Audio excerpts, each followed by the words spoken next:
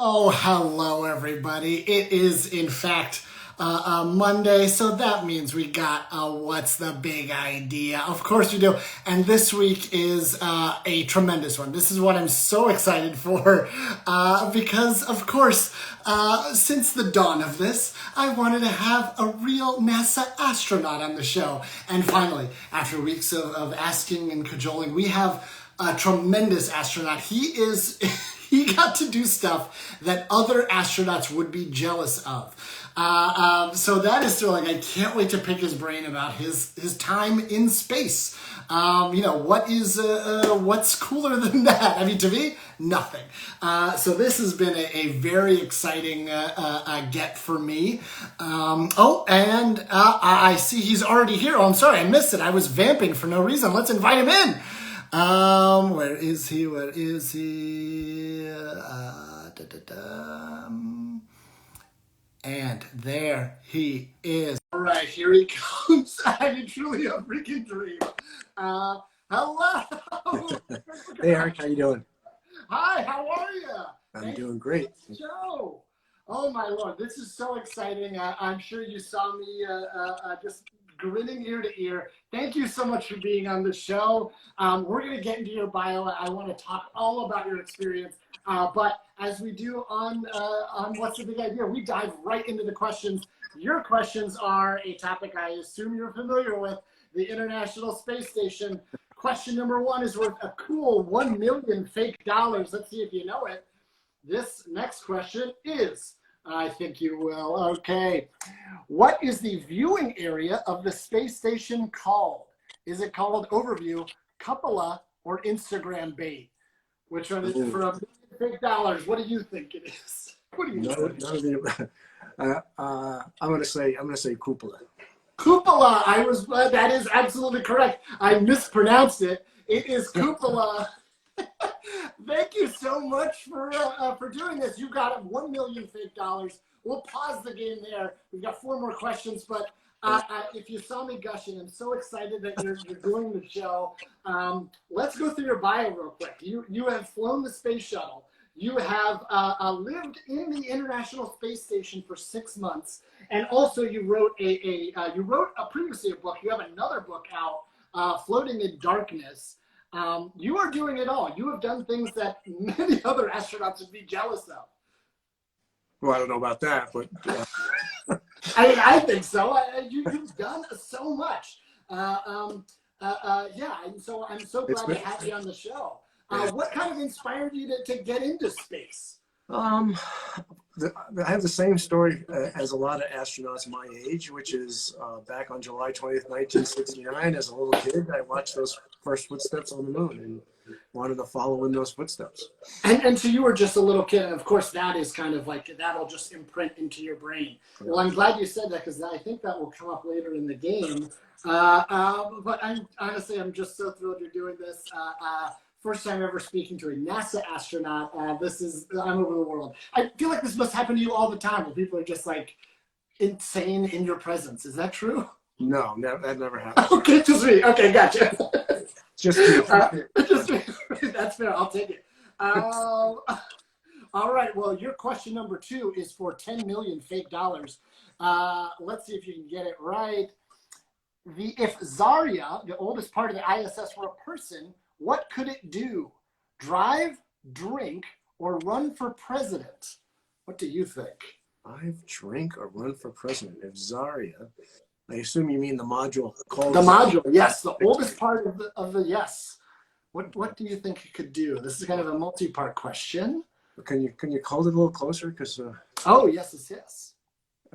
go up a little bit. Oh, sorry. Drive, drink, or run for president?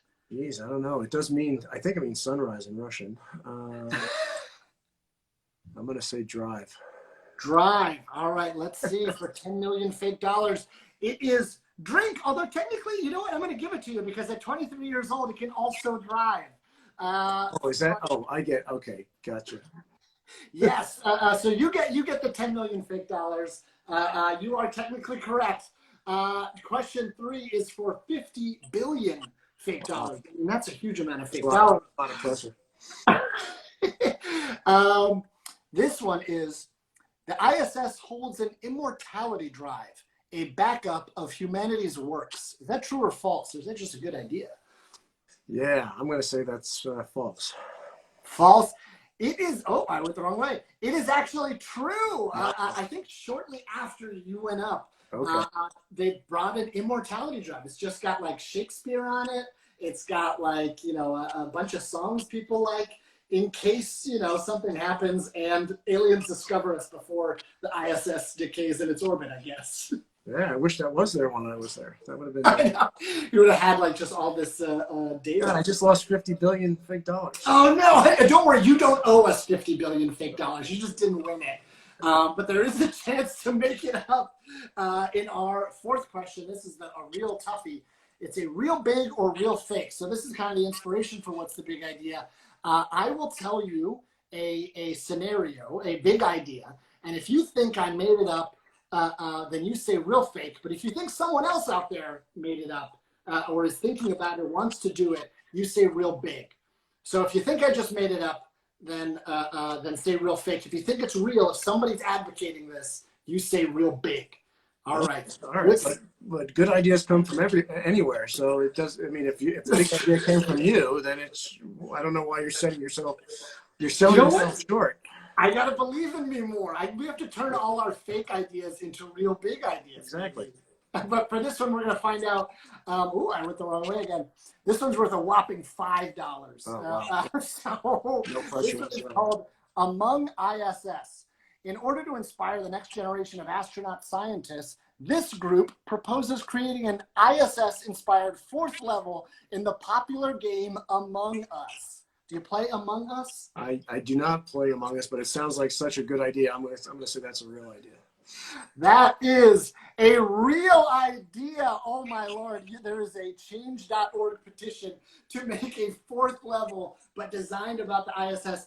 And to me, I thought that's so smart because it does inspire youth. You know, you're telling me you got into space because of the moon landing. You see it, you want to become it. How do we expose young folks to just the majesty of space? Exactly. So I love that. And then our last question before we start getting deeper into your space work and the recent book that you got. It's, you know what, we're going to do a real big dumb question. Right. I specialize in those. This one is where you can make it all back. This is worth 100 trillion fake dollars. All right. The final big dumb question right here. So you know when you're on vacation and you come back to your home, you can kind of notice its distinct smell because for once you're not used to it. I guess I'm asking, does Earth smell? Does Earth smell? Does Earth smell? You know, like when you come back from vacation, you're like, oh, this is what my house smells like to other people. Yeah, I think Earth does smell. How would you describe it? Well, I remember when I landed in Kazakhstan after my 6-month mission was complete, and they opened up the hatch, and I disconnected my air supply and breathed air for them. I remember distinctly thinking to myself, why have I never noticed how wonderful fresh air smells? Yes, I love that. And that goes into, well, I will give you the $100 trillion, but that goes into just, I mean, the stuff you're talking about in your book as well, just that overview effect, the kind of how going to space changes your brain, basically. Could you go a little deeper into that? Yeah, I go way deeper because I think being detached from the Earth provides a different view, and it's whether you're looking at something beautiful. You know, let's say you're looking at a beautiful scene on the Earth. You're looking at a sunrise at the beach. You're standing at the rim of the Grand Canyon. Yeah. Gravity pushes you into that scene. You're within the frame of the masterpiece of that work of art, right? Yeah. But when we're looking at the planet from space, we're outside the frame, right? We're on the outside looking in. And from that vantage point, it's just absolutely breathtaking.